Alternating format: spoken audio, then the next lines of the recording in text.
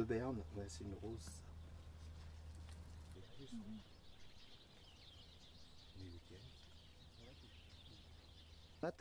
En fait, elle ne va pas pouvoir être ressemée. Utilisée l'année prochaine. Et ben là, par exemple, on a un petit haricot coco jaune qu'une grand-mère m'a donné. On l'a essayé, on l'a goûté. Il est effectivement très très bon.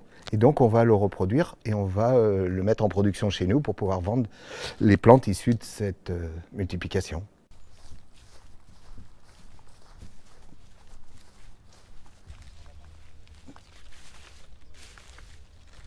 L'intérêt de produire mes propres semences, c'est que les variétés vont être adaptées à mon lieu de production et à mon mode de production, puisque d'année en année, elles vont enregistrer les informations qu'on va leur donner sur le lieu où je suis.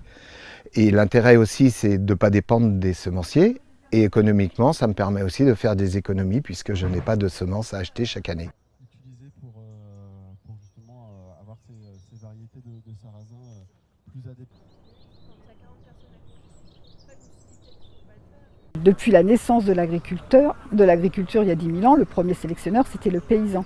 Et au début du siècle dernier, pour optimiser cette sélection vers l'homogénéité et la stabilité, on a créé le métier de semencier. Cette part de l'activité à la ferme, qui est la sélection des semences, le maintien des semences, est complètement oubliée, ne fait plus partie des compétences des agriculteurs.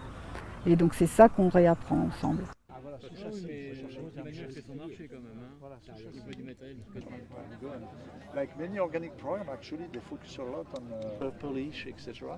And so we think that the original carrot in